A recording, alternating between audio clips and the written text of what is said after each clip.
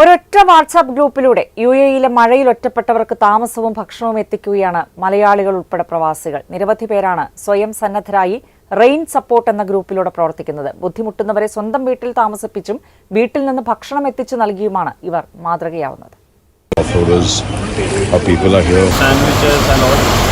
ബുദ്ധിമുട്ടുന്നവർക്ക് സഹായവുമായി എത്തിയ മനുഷ്യരാണിത്.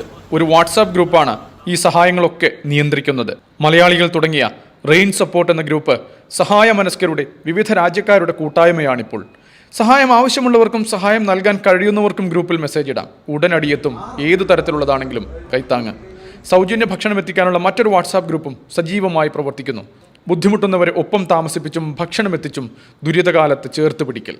അപ്പോൾ ഈ അക്കോമഡേഷൻ എന്ന് പറഞ്ഞാൽ നമ്മൾ ഏതെങ്കിലും ഹോട്ടൽസ് അറേഞ്ച് ചെയ്യുക എന്നുള്ളതല്ല. അവരവരുടെ സ്വന്തം വീട് തന്നെ ഒരാൾക്ക് രണ്ടാൾക്ക് കിടക്കാൻ അവരുടെ സൗകര്യം ഉണ്ടെങ്കിൽ അവിടേക്ക് മാറ്റുക. ഇത് മലയാളികൾ ഇനീഷ്യേറ്റീവ് എടുത്തു.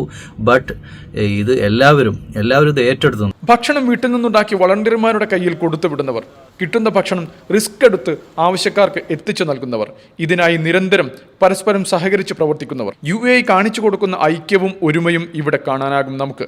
Markaz, KMCC, Sharjah Indian association ഉൾപ്പെടെയുള്ള എല്ലാ പ്രസ്ഥാനങ്ങളും സജീവമാണ്. മലയാളിയും യുഎഇയിലെ മറ്റനേകം സമൂഹവും ചേർന്ന് ഒത്തൊരുമിച്ച് കൈകോർത്ത് പിടിച്ച് ഇറങ്ങുകയാണ്. ദുബായിൽ നിന്നും ക്യാമറാമാൻ കൃഷ്ണപ്രസാദിനൊപ്പം സഹൽ സി മുഹമ്മദ്, ഏഷ്യാനെറ്റ് ന്യൂസ്.